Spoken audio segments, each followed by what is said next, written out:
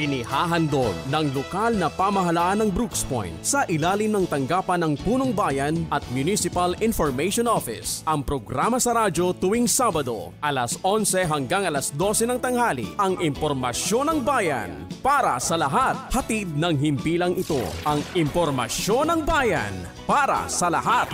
Impormasyon ng bayan para sa lahat. Isang magandang umaga, bayan ng Brooks Point, lalawigan ng Palawan. Welcome po sa ating programang Impormasyon ng Bayan para sa lahat. Kaya naman po may isang oras na magkakabalitaan, talakayan at serbisyong bayan. At sa lahat po na nakikinig sa 104.5 radyo natin Brooks Point, gayon din po ay sa bayan po tayo napapakinggan sa 89.5 Radyo Bandera Philippines. Gayon din po sa bayan po tayo napapanood sa Municipal Information Office FB page. At sa lahat po ng nararating ng tinig na ito, isang mapagpalang umaga po sa ating lahat. At para po sa ating balitang bayan, ito ay ihahatid ng mga magigiting na estudyante mula sa Palawan State University Brooks Point Campus o PALSU News Reporters. Mga balita sa loob ng bayan. Mga balitang dapat mong malaman. Balitang makatotohanan. Balita na ang direksyon ay pagunlad ng bayan. Balitang Bayan. Magandang araw ng Sabado. Ngayon po ay kasiyam na araw ng Nobyembre, taong 2024. Ako po si Kenneth Angel B. Setchas. At ako naman po si Maurilio B. Pilino Jr. mula sa Palawan State University Brooks Point Campus. At kami po ang maghahatid ng makabuluhang balitang bayan na aming nakalap sa bayan ng Brooks Point ngayong linggo. Mga balita sa loob ng bayan. Mga balitang dapat mong malaman. Balitang makatotohanan. Balita na ang direksyon ay pagunlad ng bayan. Balitang Bayan. Narito ang ulo ng mga balita na ihahayag sa atin ng Palawan State University Brooks Point Campus o ang PALSU Brooks Point News Team. Mahigit 30 Jetmatic hand water pump ipinamahagi ng pamahalaang lokal sa mga pamilyang nangangailangan ng malinis na supply ng tubig. Hapag Katutubo, project matagumpay na inilusad bilang bahagi ng 2024 Indigenous Peoples Month celebration sa barangay sa Mariñana. 1,000 pesos na incentives para sa mga guro sa bayan ng Brooks Point inirelease na. Department heads ng LGU Brooks Point sumailalim sa Pinoy Brand of Service Workshop. Pagdiriwang ng Cooperative Month 2024 sa Abueg Building, masayang dinaluhan ni Mayor Benedito at iba pang opisyal. Mayor Benedito at iba pang opisyal nakisaya sa pagdiriwang ng Elderly Filipino Week sa BJMP Brooks Point. Orientation seminar tungkol sa adopsyon at alternative childcare isinagawa sa tanggapan ni Mayor Benedito. PhilHealth Consulta Caravan Marketing para sa mga OFW na Brooks Point isinagawa para sa mga overseas Filipino workers at mga kapamilya ng OFW. Mga kawani ng lokal na pamahalaan ng Brooks Point dumalo sa LGU Business Permit and Licensing System at Clearance of Fresher Training sa lungsod ng Puerto Princesa. Gender and Development Planning and Budgeting para sa taong 2026 isinagawa na. MDRRMO abala sa patuloy na monitoring sa bayan ng Brooks Point, partikular sa lagay ng mga ilog at mga flood at landslide prone areas. At Barangay Maasin Council nakipagpulong sa lokal na pamahalaan ng Brooks Point ukol sa pagpapatitulo ng lupa para sa mga residente ng KKK Village. Magbabalik ang PALSU News Team para sa mga detalye ng Balitang Bayan. Mga balita sa loob ng bayan. Mga balitang dapat mong malaman. Balitang makatotohanan. Balita na ang direksyon ay pagunlad ng bayan. Balitang Bayan. At nagbabalik ang ating Balitang Bayan, tayo po ay manatiling nakatutok sa programang ito. Para sa ating unang balita, mahigit 30 Jetmatic hand water pump ipinamahagi ng pamahalaang lokal sa pamilyang nangangailangan ng malinis na supply ng tubig. Para sa detalye, narito si PALSU Brooks Point News reporter Kathleen Serralbo Banda. Balitang Bayan. Higit 30 pamilya sa bayan ng Brooks Point ang nakatanggap ng Jetmatic hand water pump at pipes na mula sa pamahalaang lokal sa pamumuno ni na Mayor Cesario R. Benedito Jr., Vice Mayor Attorney Mergine D. Feliciano at mga miyembro ng Sangguniang Bayan, araw ng Martes, ika-22 ng Oktubre, taong kasalukuyan, na ginanap sa Sports Complex, Barangay Pangubilian, Brooks Point, Palawan. Pinangunahan ng tanggapan ng General Services Office o GSO ang pamamahagi ng mga water pumps at pipes sa mga pamilyang wala pang linyang may koneksyon sa Brooks Point Water System. Kasama rin na dumalo sa pamamahagi sina dating Executive Secretary Stalwart Joseph Benedito, Liga ng mga Barangay President Georgeline Joy Quiachon at Kapitan Marvin Juanerio ng Barangay Samariñana. Hangad ng administrasyon ni Mayor Benedito na magkaroon ng malinis at maayos na supply at access sa tubig ang bawat pamilya sa Brooks Point. Kathleen Siralbo Banda, Palawan State University Brooks Point Campus, nag-uulat para sa Balitang Bayan. Maraming salamat sa iyo, Kathleen, at sa Balitang Pangbayan. Hapag Katutubo Project, matagumpay na ilunsad bilang bahagi ng 2024 Indigenous Peoples Month Celebration sa Barangay Samariñana. Tunghayan natin ang buong detalye sa ulat ni Palsio Brooks Point News reporter Vince Dwight Deliante. Balitang Bayan! Bilang bahagi ng 2024 Indigenous Peoples Month Celebration at 27th IPRA Commemoration, matagumpay na idinaos ang launching ng Hapag Katutubo Project. Araw ng Miyerkules, October 23, 2024, na ginanap sa Barangay Samariñana, Brooks Point, Palawan.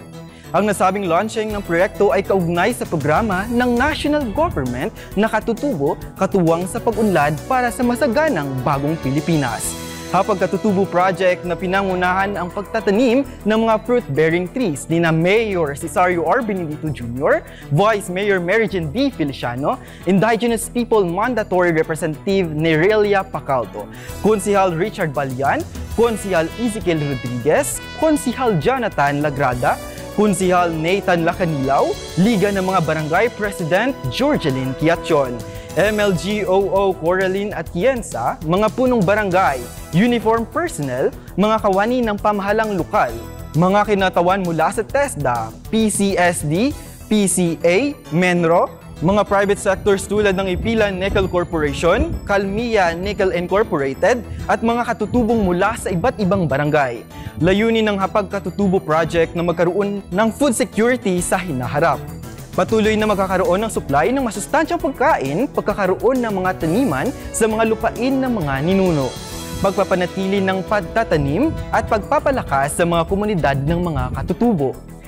Ipinahayag ni Vice Mayor Atty. Feliciano ang kagandahan at kabutihan ng programang ito para sa pagkakaroon ng kabuhayan at pangmatagalang solusyon laban sa malnutrisyon ng mga katutubo.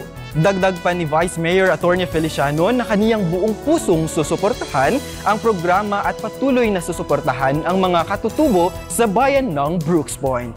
Ayon naman kay Mayor Benedito, ang programang ito ay malaking tulong hindi lamang sa mga kapatid nating katutubo, kundi kapakinabangan din ito sa bayan ng Brooks Point at sa buong bansa.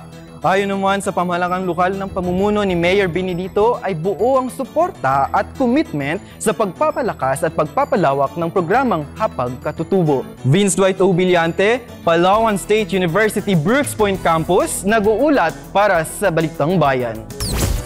Salamat sa iyo, Vince. Para sa Balitang Pang-Edukasyon, 1,000 pesos na incentives para sa mga guro sa bayan ng Brooks Point inirelease na. Sa ulat ni Palio Brooks Point News reporter Sherilyn Grace Pental. Balitang Bayan!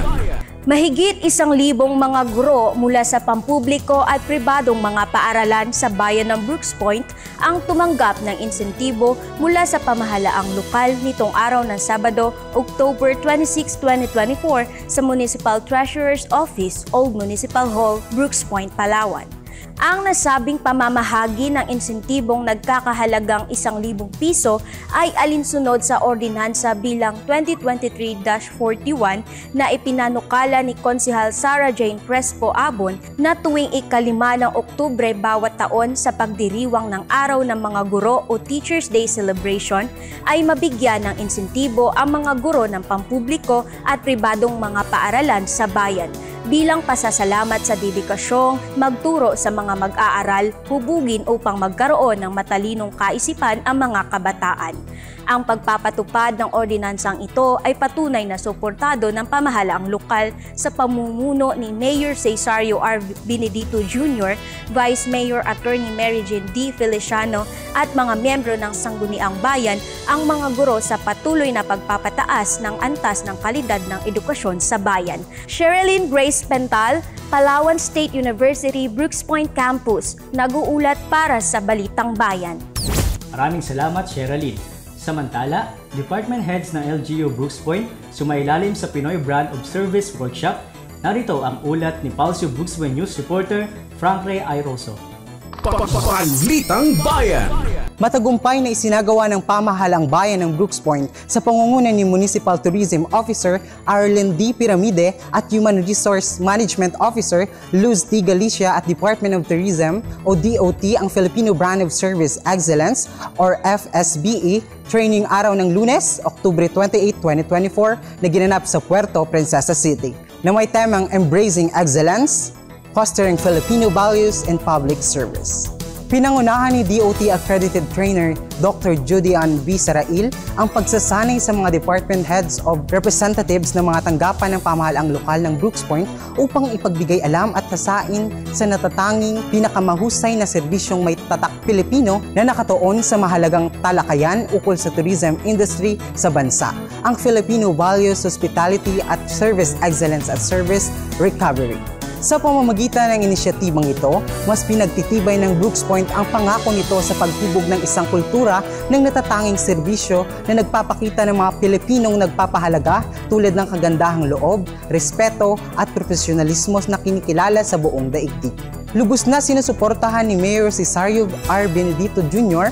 ang nasabing training upang sanayin at palakasin ang kakayahan ng mga kawani ng pamahalaan sa pagbibigay ng mahusay at may pusong serbisyong tatak Pilipino.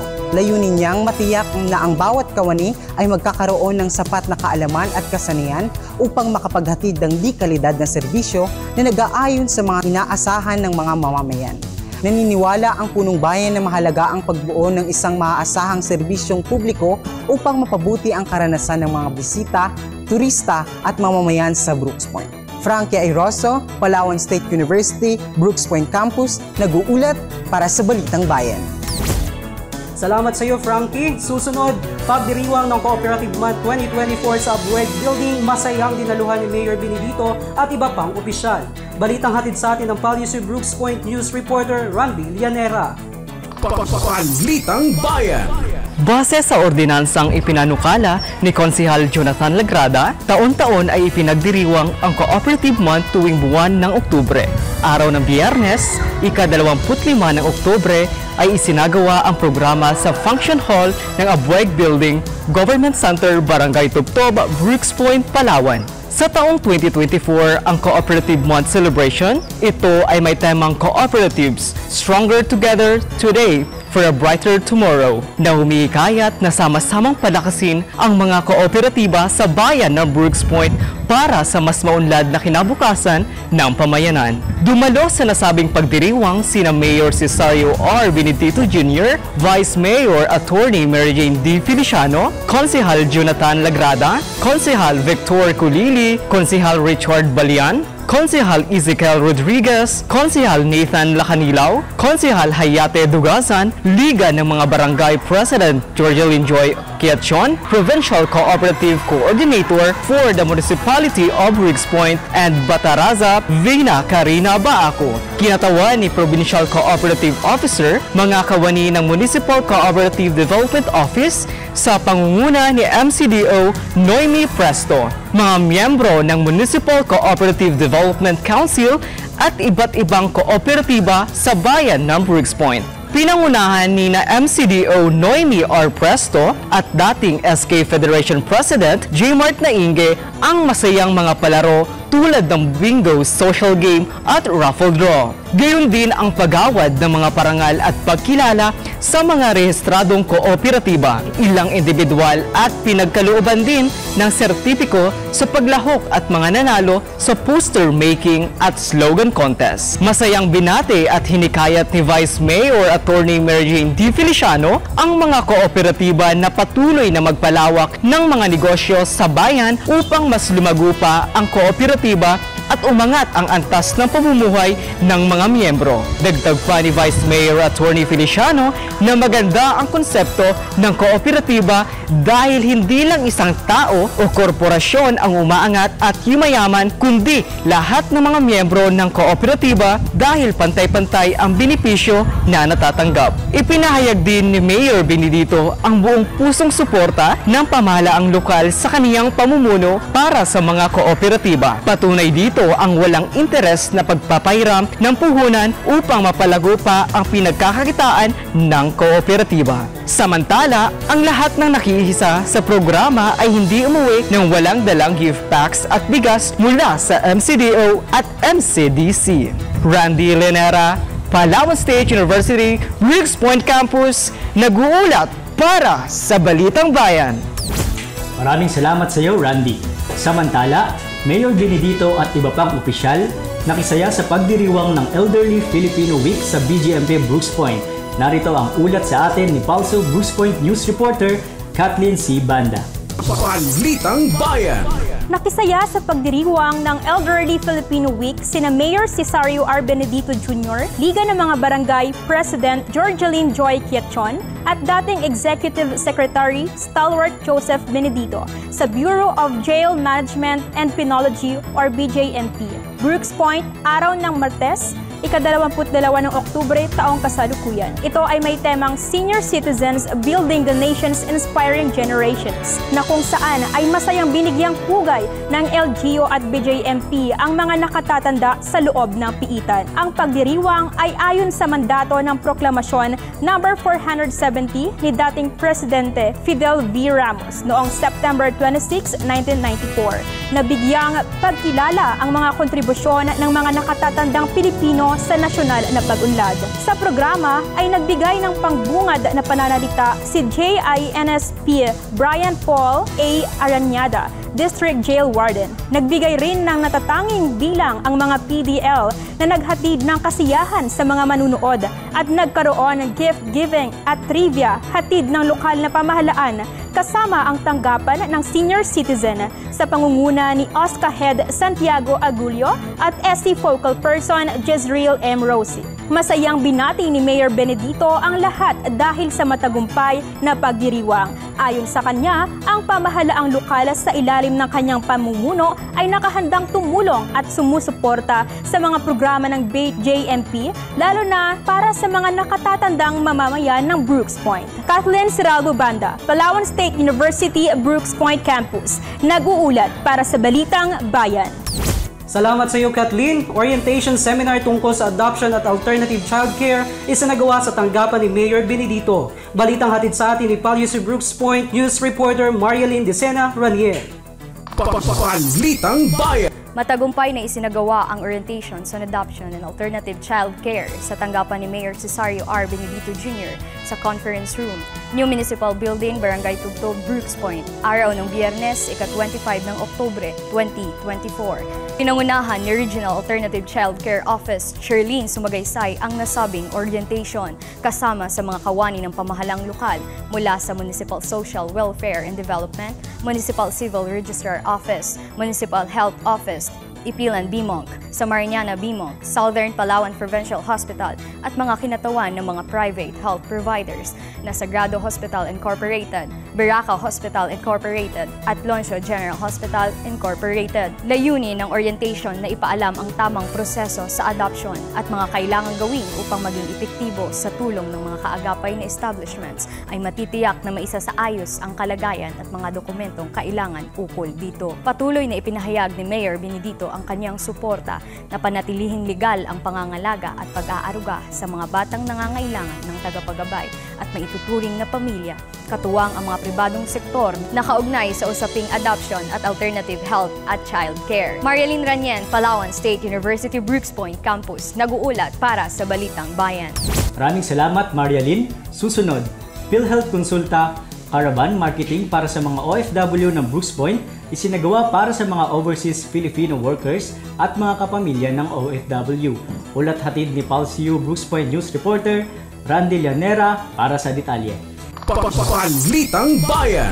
Isinagawa sa kauna-unahang pagkakataon ang PhilHealth Consulta Marketing para sa mga overseas Filipino workers at mga kapamilya ng OFW. araw ng Huwebes, ika-24 ng Oktubre taong 2024 na ginanap sa Covered Court Gym, Barangay Poblacion, District 2, Brooks Point, Palawan na bahagi ng PhilHealth Consulta Program na may temang konsultasyong sulit at tama sa pakikipagtulungan ng Municipal Public Employment Service Office ng lokal na pamahalaan at ng Brooks Point OFW Association. Ang PhilHealth Consulta ay isang komprehensibong outpatient benefits na mandato ng Universal Healthcare Law kaugnay sa Primary Care Benefit Package ng PhilHealth. Ito ay bayad per capita at saklaw ang tinutukoy na pangunahing serbisyong pangkalusugan base sa estado ng buhay, panganib sa kalusugan at iba pang mga pangangailangan na karapatang matanggap ng mga mamamayang Pilipino kabilang na ang mga OFW. Nagkaroon din ang programa ng presentasyon ng benepisyong PhilHealth para sa mga OFWs at mga kapamilya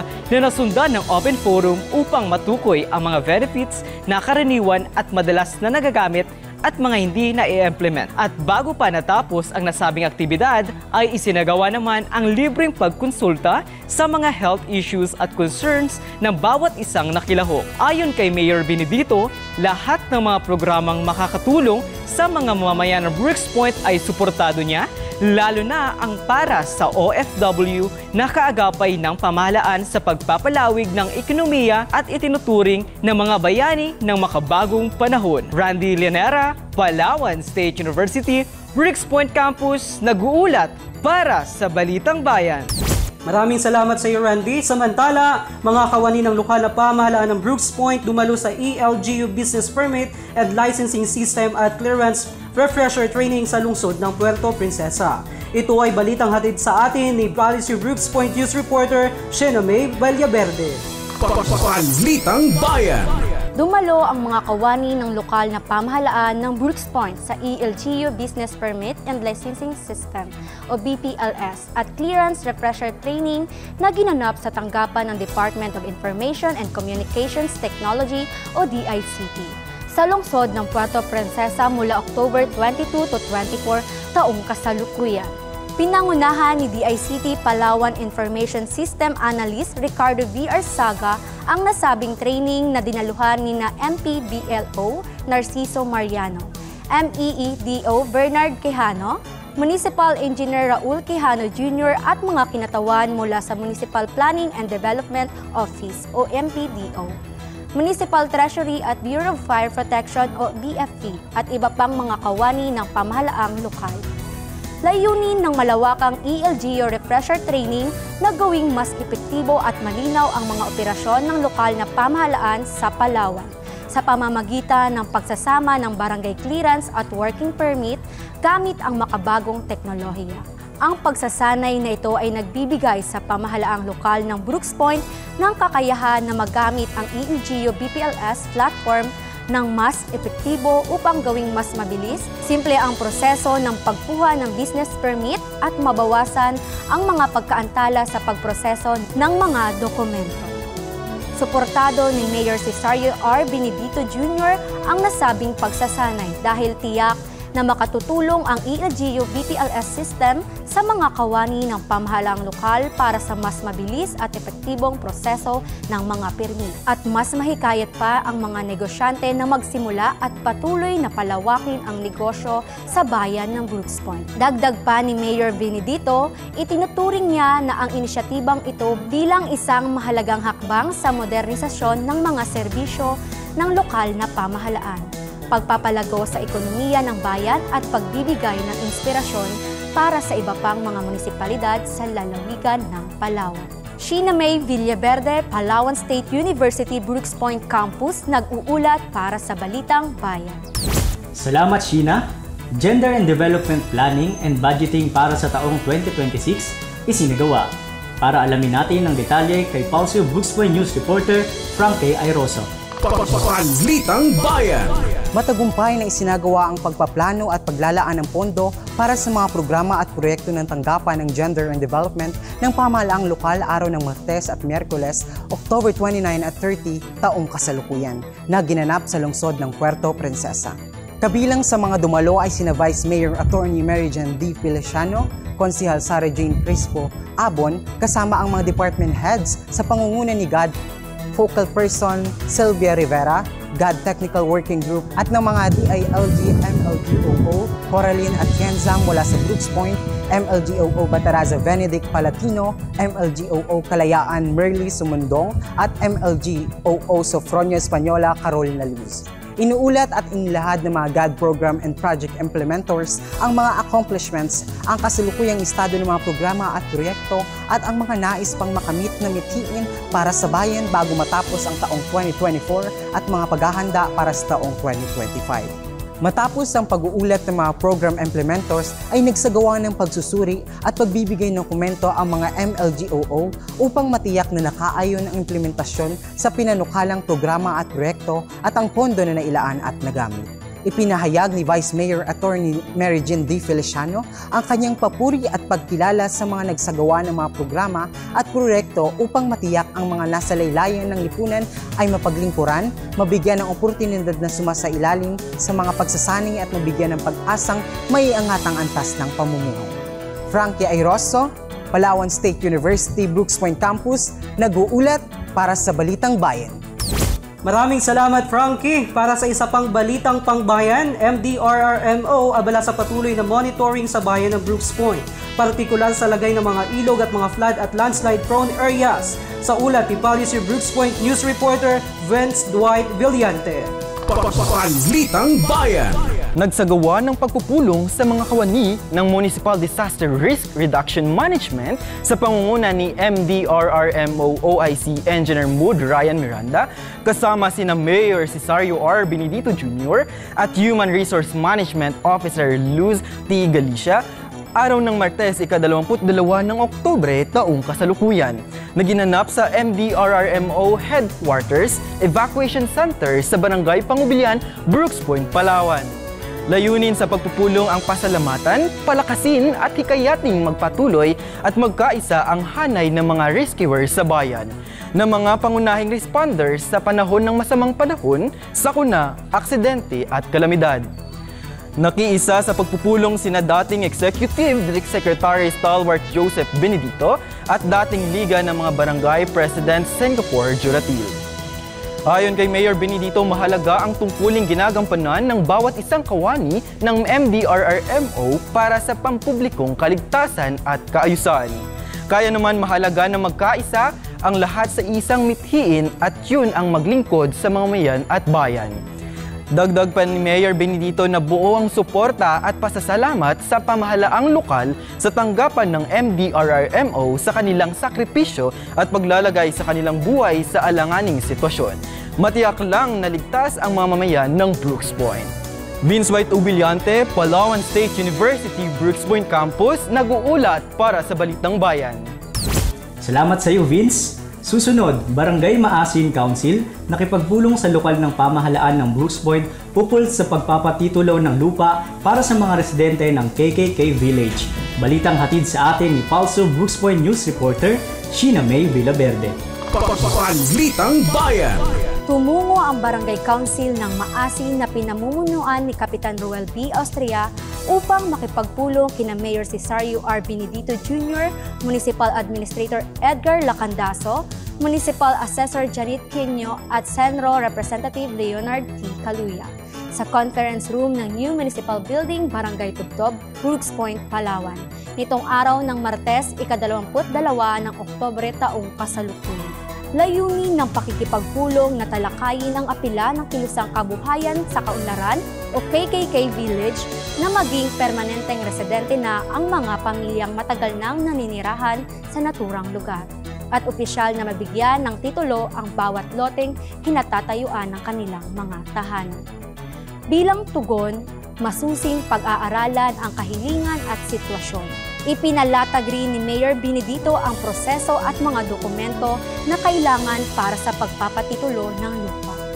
Iminungkahi rin ni Mayor Benedito na ayusin muna at kumpletuhin ang mga kaukulang dokumentong kailangan at mga patunay mula sa Department of Agrarian Reform o DAR upang maituring na lehitimong nagmamay-ari ang mga residente sa lupang kinatatayuan ng kanilang bahay. Sheena May Villaverde, Palawan State University, Brooks Point Campus, nag-uulat para sa Balitang Bayan.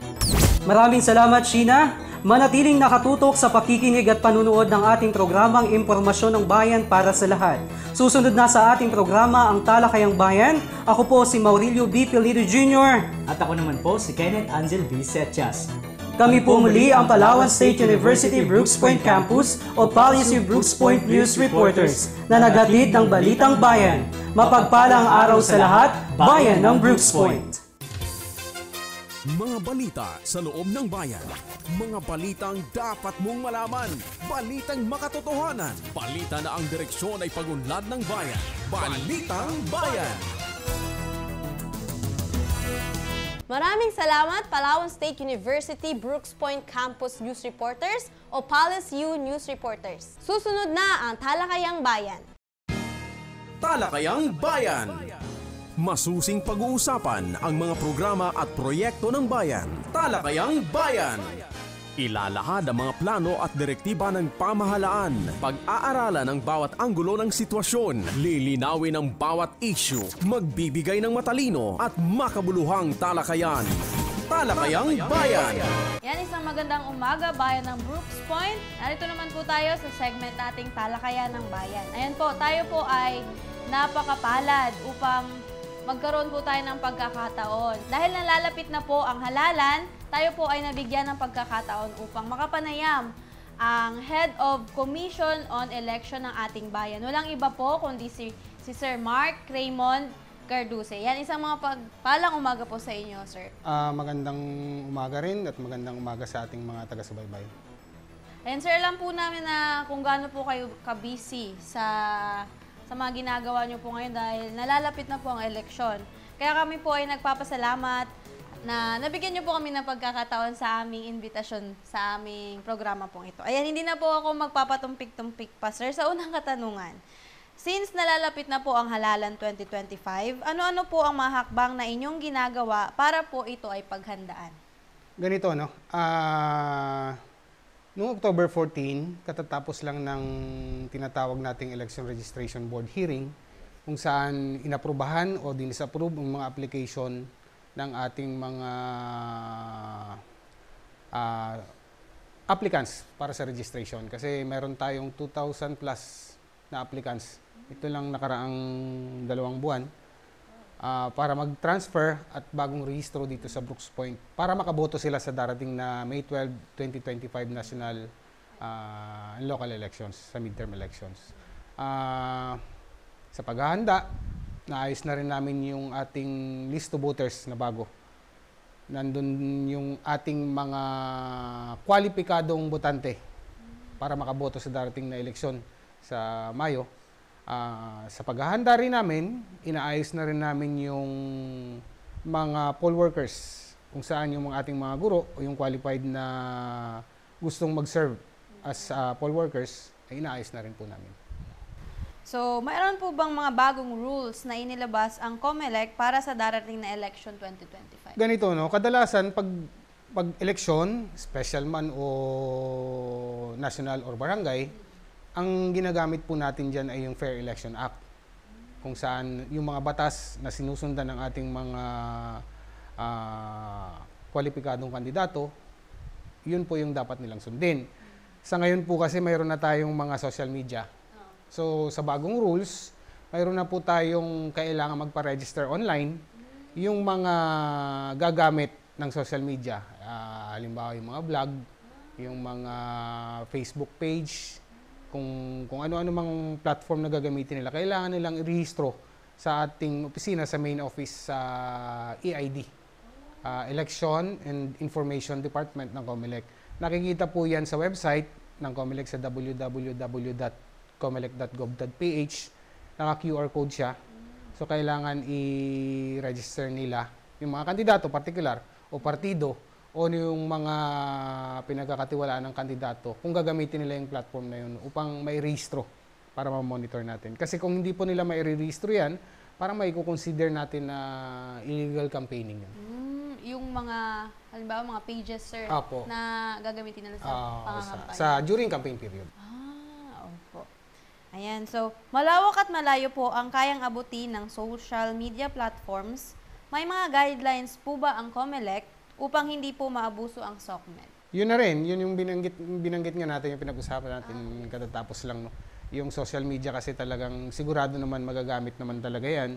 Kasi nga siguro isa yan sa pamamaraan ng may pondo tsaka walang pondo. Yung social media kasi kahit sa kaduluduluhan ng ating munisipyo, basta mayroong cellphone, o pwede talagang, kaya kailangan nilang i-rehistro yung mga account ba tawag doon, account, yung mga Facebook or kung ano man yung gagamitin nila.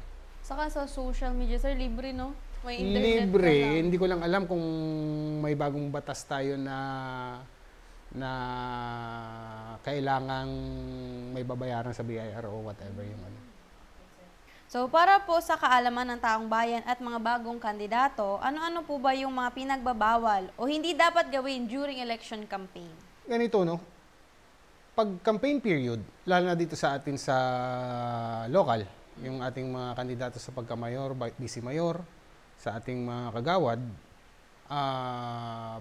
pag campaign period na, yan ang tinatawag natin na pwede na silang maampanya ng harap-harapan, pwede na sila magbahay-bahay. Ang guidelines lang naman dyan, as long as yung mga paraphernalia nila pumasok doon sa size. Para mas-simplify natin, ano? Yung sizes kasi, ang pinakamalaki niyan na gagamitin, yung parang cartolina size. Yun ang pinakamalaki, campaign materials. Pagdating naman sa mga pwede nilang paglagyan, inaalaw lang ng batas sa mga tinatawag nating private properties, common poster areas, tsaka sa mga kung saan man yung pwede nilang ilagay basta nasa loob ng size. Wag lang po public katulad ng kalsada. Yung mga palengke. Yung structure ng government tapos lalagyan nila, yun po yung pinagbabawal. Ang ating pong sa kaalaman na rin kaagad ng mga kandidato, ang ating pong common poster area para hindi na sila mamroblema, ilalagay po natin sa lahat ng kanto. So, ibig sabihin, National Highway, lahat ng kanto, gagawin na nating poster area. Para hindi na nilalagyan, lahat ng ultimong palayan nilalagyan. Pati yung mga puno. Yan po isa pang pakiusap natin, yung mga puno, wag nilang lalagyan kahit sa common poster area. Lalo na't papakuan, yung ginagawa minsan yan pinapako at pinaka sa lahat, yung mga nasa school, yung halimbawa, yung ating voting center, yung school, halimbawa yung Lada Elementary School, tabi ng highway yan. Kadalasan nilalagyan nila talaga yung harapan. Yan po, bawal po yan. Tatanggalin po natin yan pag nadaanan po natin. Bukod dun, sir, wala na ba? Vote buying. Yan talaga yung pinaka-importante sa lahat ng kadalasang nangyayari bawat eleksyon, yung vote buying. Bawal na bawal po talaga ang vote buying. Ayan. So, bukod sa edad, ano pa po ba ang mga kwalifikasyon upang makapagboto sa eleksyon? At sino-sino po ang mga dapat na bumoto na? Ganito, no? Ang hindi ibig sabihin pag 18 years old ka na, pwede ka nang bumoto. Kinakailangan mo pa rin magparehistro sa COMELEC. Katulad ng binanggit ko kanina, yung ERB hearing, kung saan sinala natin yung mga kwalipikadong botante, kailangan nila magparehistro. Ngayon, kasi may mga sitwasyon na yung mga nakarehistro dati, 2 beses hindi nakaboto, natatanggal sila. Kaya nga po nag-update tayo ng registration ng ating mga botante. Ngayon, para malaman nila kung nakarehistro sila o hindi, at kung saang presinto at kung saang clustered precinct sila boboto, nilalabas po namin ang listahan ng mga botante months before election. So, pag na-approve na po ng main office yung ating list of voters, ipopost na po namin yan sa bawat barangay hall. Nakapost na doon. Huwag na sila mag-antay na pagdating ng eleksyon bago sila maghahanap ng pangalan nila. Hanapin na kaagad nila yung pangalan nila at saka yung presinto kung saan sila boboto. Pag wala na yung pangalan nila doon, ibig sabihin nun, hindi na sila po pwedeng bumoto. May mga sitwasyon kasi na may mga botante tayo na nalilito siguro hahanapin nila dito sa isang particular na lugar, yung pala nakarehistro sila dun sa kabilang barangay.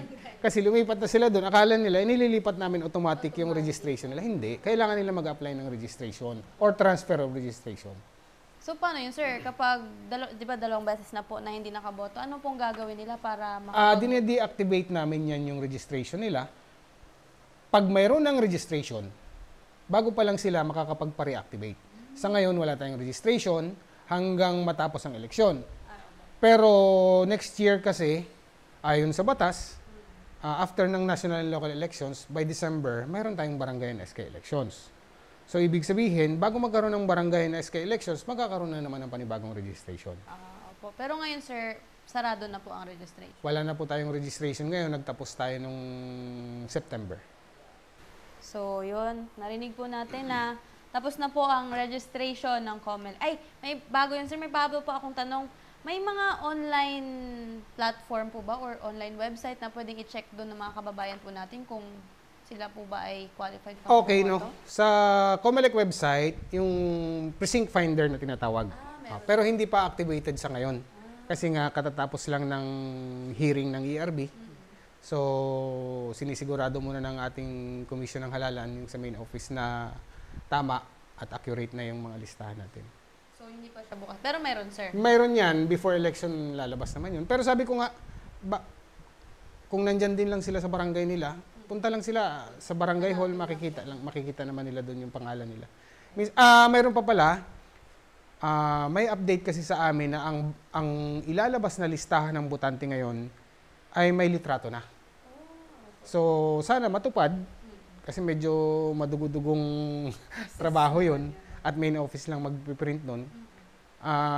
Ang purpose nun kasi, minsan kasi, hindi maiwasan na nabobotohan yung pangalan ni Juan de la Cruz ng ibang tao. Kasi nga, walang litrato. Hindi naman natin masisi yung ating mga poll workers, katulad ng ating mga guro, kasi hindi naman nila talaga kilala yan kadalasan yung mga taong nandyan. Kahit nga tayo, kapitbahay natin, minsan palayo lang yung alam natin, pero yung totoong pangalan di natin alam. So, minsan, nabobotohan. Pag dumating na yung totoong may-ari ng pangalan, saan siya boboto? Wala na. Kasi nabotohan na yung pangalan niya. Kaya nga, isa sa mga importante yan, halimbawa sa barangay natin, lumabas na yung listahan ng mga botante. Alamin natin kung sino yung mga patay. Alamin natin kung sino yung mga wala na dyan. Kasi, kadalasan dyan nagkakaroon ng problema yung pangdadaya na tinatawag. Pag alam natin na patay na yan, hindi namin natanggal dahil walang certification from civil registrar na patay na yan. Kasi ganun po yung proseso. Hindi namin basta-basta matatanggal unless na 2 beses siyang hindi nakaboto. Say for example, namatay, tapos dyan sa lugar natin nakarehistro, sa Manila namatay o sa Puerto o kung saan mang lugar, hindi po na certify ng LCR natin dito dahil hindi naman dito namatay. So pag alam nila na patay na yan, tandaan nila during election, sa pagtawag, kasi po pag eleksyon, bago ka bigyan ng balota, kung napapansin ng ating mga kababayan, tinatawag yung pangalan, Juan de la Cruz. Kung kilala mo yung tao na yan, kahit na ordinaryong botante ka, pwede kang mag-comment or tawagin yung ano ng ating mga poll workers, mga EB, na sir, patay na yan, para hindi mabotohan. Yun ang purpose ng pagtawag ng pangalan ng botante. Yung iba kasi, iniisip nila, hindi namin obligasyon. Kasi nga, hindi naman sila watcher. Diba? Hindi po. Kung alam niyong patay na yan, pwede niyong advise na yung teacher. Kasi yung teacher naman, sisiguraduhin din nila. Hindi naman po pwedeng sinabi lang ni Juan de la Cruz. Kasi pag challenge niya yung tao, patay na yan, tapos biglang may darating na boboto, hahanapan niya ng identification niya. Yun lang yung pagkakataon na pag challenge yung isang botante bago hahanapan ng identification. Pero kung wala namang challenge, hindi kailangang hanapan ng identification. Sabihin, sir, may mga cases po pala talaga na gano'n? Marami. Yung mga wala dyan, nabubutuhan. Yung nandyan nga, nabubutuhan Lalo na yung mga medyo nasa remote areas natin. Kasi, siyempre, alam din ng mga matatalino nating politiko na minsan dagdag boto rin yan. Kaya nga po, yun nga yung isa sa mga gagawin ng ating komisyon na lagyan ng litrato. Para at least kahit papaano medyo secure din po. Makikita ng teacher o ng kung sino man yung tinatawag nilang botante. Maganda po yun, sir. Ayan, so, sir, alam po natin na ang pagboto ay isang karapatan at responsibilidad. Paano po natin hinihikayat ang mga mamamayan na bumoto at bumoto ng tama? Ang pagboto kasi, tama yung sinabi mo, no? Hindi lang yung karapatan, responsibilidad. Hindi lang naman kasi ikaw personally yung makikinabang dyan or magsasakripisyo kung magkamali ka, no? Lalo na sa atin na medyo may mga edad, sa amin, yung mga anak natin yung susunod eh. So, kung pipili ka ng kandidato, dapat aware ka. Kwalifikasyon. Qualified ba siya? Say for example, Sangguniang Bayan, sino ba dapat iluklok sa Sangguniang Bayan? Yung mga ako sa'yo na magpapagawa ng tulay? Hindi, kasi ang trabaho ng Sangguniang Bayan ay gumawa ng batas. So, paano mong iluluklok sa Sangguniang Bayan yung isang taong hindi ba? Hindi alam. Although kaya naman pag-aralan, pero bakit yung nga sabi ko nga alamin natin yung kwalifikasyon ng isang tao. Hindi lang naman yung porke sikat or porke kaibigan mo o ninong mo. Boboto mo na. Hindi naman sa tingin ko, hindi naman tama yung gano'n ano. Kaya dapat talaga yung kwalifikasyon ng isang kandidato, pag-aralan natin. Hindi yung magaling lang magsalita. Dapat yung background, yung kanyang pananaw sa buhay, yung kung ano man yung gusto niyang mangyari sa ating bayan. So far po, kumusta po ang sitwasyon sa Brooks Point tuwing mag-e-eleksyon? Ano-ano po ba ang mga dapat gawin ng ating mga kababayan upang maging maayos at payapa ang halalan 2025? Ganito, dito naman sa Brooks Point, no, kadalasan at karamihan ng ating mga kandidato. Sa ngayon, hindi pa sila kandidato eh. Aspirant pa lang yung tawag sa kanila eh. Dahil nga sa batas ng automated law, hindi pa sila considered as candidate sa ngayon. Ang ating mga kandidato, ano nga yung tanong mo? Kumusta po yung sitwasyon ng Brooks tuwing election? Magkakaibigan man sila. Kumbaga, magkukumpare pa nga. Magkukumpare pa nga. Kumbaga, wala naman tayong problema sa kanila. Yun nga lang minsan, sa naobserbahan ko, yung mga supporters yung medyo masyadong maalab siguro yung damdamin, nagpapadala sa kanilang nararamdaman, na sa tingin ko naman, hindi dapat ganun. Kasi, tanggapin natin ang katotohanan at aminin natin ang totoo. Ang mga politiko, akala mo magkakaawayan during campaign. Pero sa totoo lang, magkakaibigan din yan. Ngayon, kung magpapakamatay ka or makikipagpatayan ka dahil sa isang politiko, dahil kalaban ni Juan, si Pedro, pagdating ng araw, magkakampi yung dalawa na yan. Ngayon, kayo, nung kaaway mo, magkaaway pa rin. So, hindi dapat ganon. Yung ano lang, yung suporta lang tayo kung ano yung tamang sinasabi ng batas, katulad ng mga kampanya tayo, ng tama, hanggat maaari nga, although na ang campaign kasi po pwedeng for or against. Siguro para walang samaan ng loob na matagal, after ng election, tapos na lahat yung pinag-usapan natin, huwag tayong magsalita ng hindi tama or below the belt sa ating mga kalaban ng ating sinusuportahan. Ayan, so tulad po ng karaniwang mga eleksyon, hindi po maiwasan ng aberya pagdating sa mga makinaryang ginagamit tuwing halalan. So, paano nyo po masisigurado ang seguridad at integridad ng mga boto ng ating mga kababayan? Ang integrity ng ating balota, talagang kaya kong sabihin na 100%. Once na naisulat na yan dyan sa balota, kayang sabihin natin na 100% talagang may integridad dyan. Ngayon, pag naipasok na yan sa machine, mas lalo na. Okay. Ngayon, tanong, preparasyon natin sa mga hahawak ng machine tsaka sa machine. Ang atin pong machine na gagamitin ngayon ay mas bago. Hindi na yung ginamit natin ng mga nakaraang eleksyon. Mas user-friendly para sa ating mga botante. Ang ating pong balotang gagamitin mas manipis. Dati kasi medyo makapal. Pag natupi lang ng konti or may nakrumple ng hindi nakakainin. Ngayon po, sa ginagawang pagsusuri ng komisyon, kahit po crumpled, kinakain niya. Tsaka mas mabilis. Tapos yung monitor niya mas malaki. Katulad pa rin po ng dati, may mga kopya yan doon sa presinto pa lang, may kopya. Tsaka, pwede mong i-check. Pag pinasok mo, pwede mong i-check kung tama yung binoto mo. Ngayon, kung duda ka, gusto mong palitan, pwede mong ibalik. Kasi may monitor siya na mas malaki. Kaya, anyway, magkakaroon pala tayo ng roadshow, no? Magkakaroon bawat munisipyo ng machine na gagamitin natin para ipasubok at ipakita sa ating mga kababayan. Magsisimula po yan siguro by late November to January.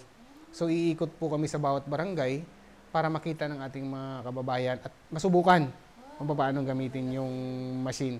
Kasi nga yun naman ang purpose natin, na hindi sila mataranta o hindi sila matakot. Huwag sila matakot, gamitin nila yung machine, saksak lang nila. Nandiyan naman ating mga teacher or poll worker na tinatawag, magkakaroon po sila ng training before election, training sa paghawak ng machine.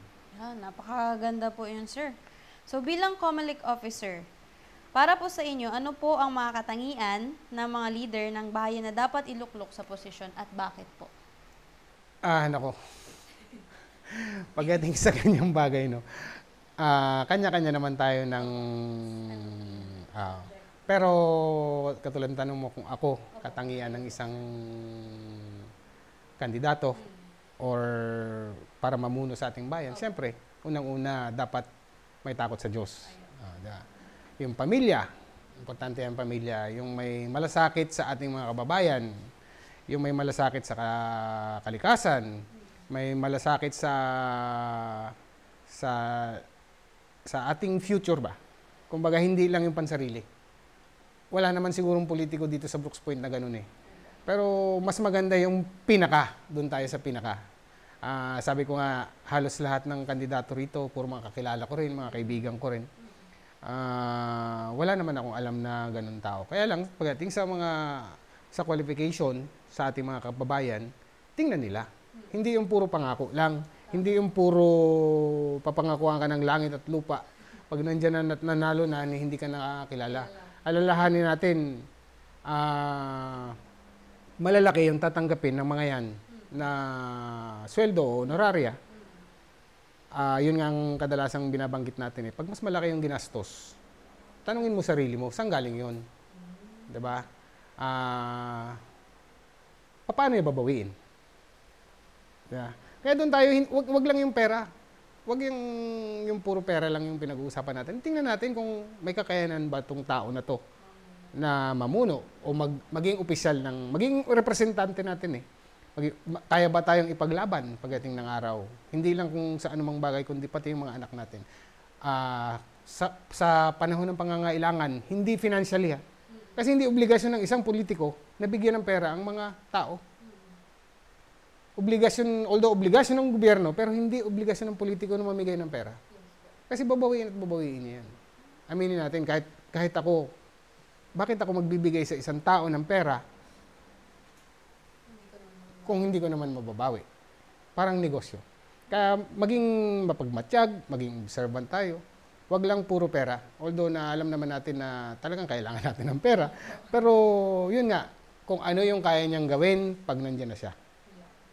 Talagang napakaganda, sir, na inyong sinabi. Ayan, maaari niyo po bang ibahagi sa ating mga kababayan kung ano-ano po ang mga pagsubok na inyong kinaharap bilang head ng COMELEC for 8 years na po, sir, no?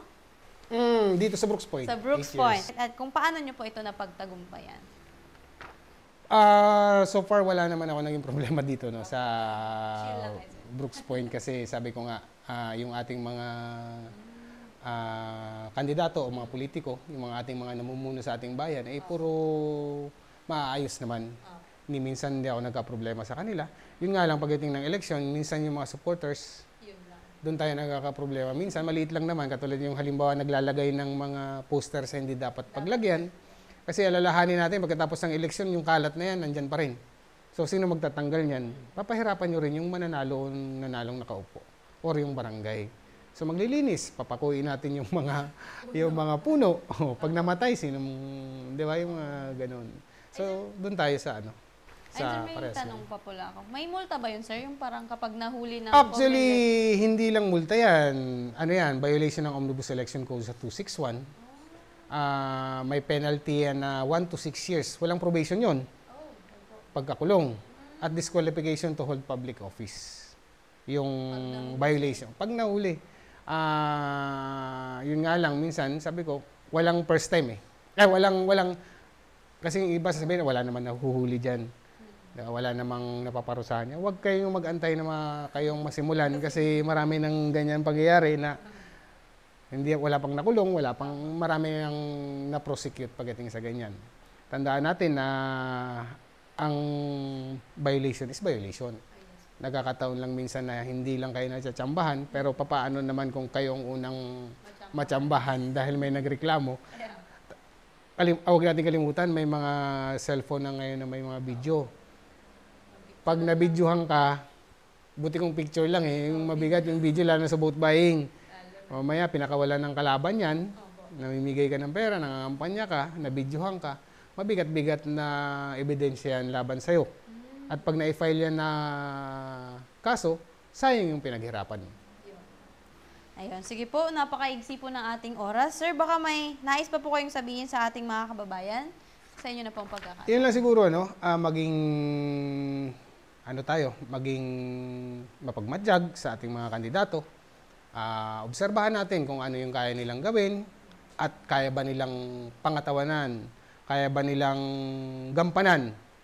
Kung sakaling silang manalo, kaya ba nilang gampanan yung posisyon na Tandaan natin hindi utang na loob. Hindi natin utang na loob sa isang kandidato yung maluklok sila sa pwesto. Obligasyon nila yan. Pag nanalo sila, obligasyon nila dahil sila yung ibinoto ng tao. Yan ang tinatawag natin na demokrasya. Kaya pag nanalo sila, obserbahan natin.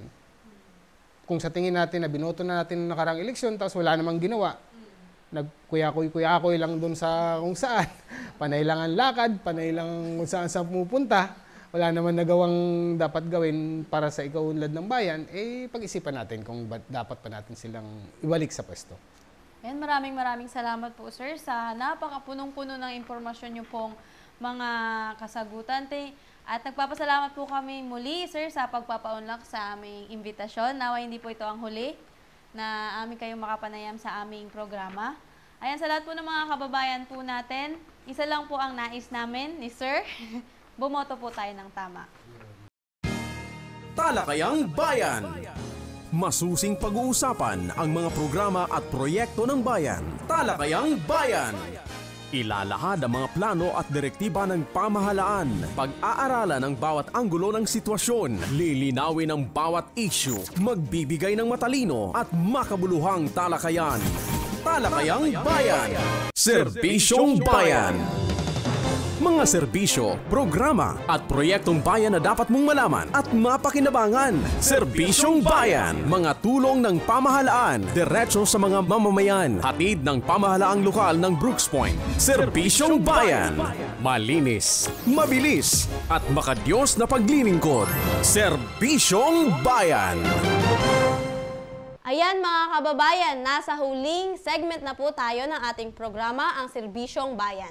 Ayan po sa lahat po ng nais mag-donate at magligtas ng buhay, meron po tayong Mass Blood Donation Day na gaganapin sa Southern Palawan Provincial Hospital, Barangay Tubtub, Brooks Point, Palawan sa araw ng November 13, 2024, 9 a.m. to 3 p.m. So sa lahat po ng mga kababayan na nais magligtas ng buhay sa pamamagitan ng pagdodonate ng dugo, maaari lang po kayong pumunta sa Southern Palawan Provincial Hospital sa araw ng November 13, 2024. Tinatawagan po natin lahat ng mga talentadong kababayan sa bayan ng Brooks Point dahil bukas na po ang audition para sa Kasiyahan sa Bayan 2024 Brooks Point Christmas Got Talent. Ayan po sa lahat po ng mga kababayan natin, maaari lang po kayong makipag-ugnayan sa Community Affairs Office sa araw ng November 15, 2024. Ayan. Ayan, bukas na rin po ang audition para sa Christmas X Factor Contest Audition. So sa lahat po ng mga nais na umawit or may mga nais na ipakitang talentos, lalo-lalo na sa pagkanta, bukas na po ang audition sa X Factor Contest Audition. Ayan, mangyari lang po namang na makipag-ugnayan kayo sa Community Affairs Office, division na matatagpuan sa New Municipal Hall Building. Ayan, makipag-ugnayan po kayo sa kanila at tumungo kayo sa kanilang opisina sa November 14, 2024. At dahil buwan po ngayon ng Nobyembre, tayo po ay nagsisilibra ng Children's Month Celebration. Kaya ang lokal na pamahalaan ng Brooks Point sa pangunguna ni Mayor Cesario R. Benedito Jr., Vice Mayor Attorney Mary Jindy Feliciano, kasama ang buong konseho at iba't ibang departamento at ahensya, ay nagsusulong ng mensahe ng pagsugpo sa karahasan sa mga bata sa ating pamayanan. Inaanyayahan ng bawat isa na makiisa at makipagtulungan upang masugpo ang anumang uri ng karahasan laban sa mga bata. Sama-sama nating ipagdiwa ang buong buwan ng Nobyembre sa temang Paglaganap ay pagilin, karahasan ay sugpuin. Pangangalaga sa mga bata, pagbuo sa ligtas na Pilipinas. Magkaisa tayo para sa ligtas at maliwanag na kinabukasan ng ating kabataan. Serbisyong Bayan. Mga serbisyo, programa at proyektong bayan na dapat mong malaman at mapakinabangan. Serbisyong Bayan. Mga tulong ng pamahalaan, diretso sa mga mamamayan. Hatid ng pamahalaang lokal ng Brooks Point. Serbisyong Bayan. Malinis, mabilis at makadiyos na paglilingkod. Serbisyong Bayan. At dyan po nagtatapos ang isang oras nating balitaan, talakayan at serbisyong bayan. Sa lahat po ng bumubuo ng Municipal Information Office, sa ngalan po ng aming Municipal Information Designate, walang iba kundi si Miss Deborah Faith Malakaw. Ako po si Mariel Pagaduan ang naghahatid sa inyo ng Balitang Bayan, Talakayang Bayan at Serbisyong Bayan, sapagkat ang impormasyon ng bayan ay para sa lahat. Isang magandang umaga, beautiful Brooks Point.